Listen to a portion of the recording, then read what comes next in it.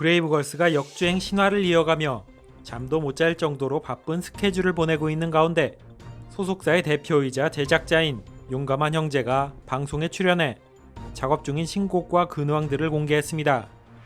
유명 외제차 수집이 취미인 그가 예상 밖의 장소에 트럭을 가져간 사실도 드러나 충격을 주고 있습니다.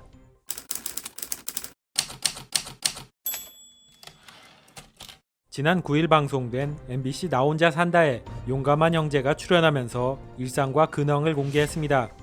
현재 작업 중인 브레이브걸스의 신곡 진행 상황도 알렸는데 여름에 나올 미니 앨범을 작업 중인데 6월 둘째쯤면 발매될 것 같다 라고 밝히며 신곡을 애타게 기다리는 팬들의 기대를 모았습니다. 녹음실에서 나온 용감한 형제는 10초만 들어도 게임이 끝난다며 이번 신곡에 대한 자신감도 드러냈습니다. 그러면서 용감한 형제는 브레이브걸스가 역주행하기 전 주변에서 들은 말들을 털어놓기도 했습니다. 당시 나에게 남의 가수는 좋은 곡을 주면서 브레이브걸스는 개떡 같은 노래만 준다는 속상한 말을 많이 들었었는데 결코 한 번도 나쁜 노래를 준 적이 없었다.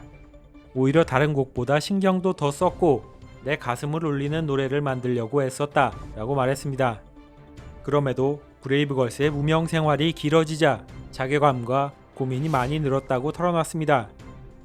유튜브에 영상이 퍼지면서 롤린의 역주행 반응이 오기 시작한 것을 미리 짐작했다는 용감한 형제는 브레이브걸스의 위문열차 영상을 몇백 번이나 계속 돌려봤다면서 애정을 드러내기도 했습니다.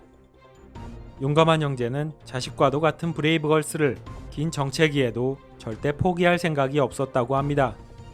군부대 행사를 다녀올 때마다 환호성이 커졌는데 그 때문에 비용적인 문제가 있어도 계속 보냈다. 음악방송에 출연시켜주려고 6시간 넘게 방송국 앞에서 기다리다가 자존심 상해서 울기도 했다. 내가 프로듀서인지 매니저인지 헷갈릴 정도였지만 포기하지 않았다면서 힘들었던 나를 회상했습니다.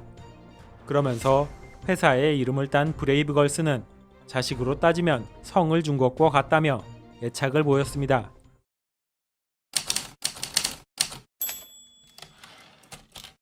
수많은 명품 외제차를 보유한 용감한 형제가 차량 운전을 직접 하지 않는 이유도 공개했습니다.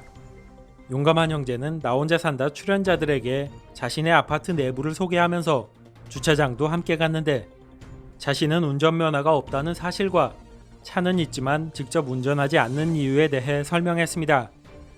나는 이상하게 운전에 대한 취미가 없는데 공황장애가 아직도 심한 것이 그 이유이다. 가끔 공황장애가 올 때는 차에 앉아있는 것조차 힘들며 운전할 때 그러면 정말 위험할 것 같다고 그간 말 못했던 안타까운 속사정을 털어놨습니다.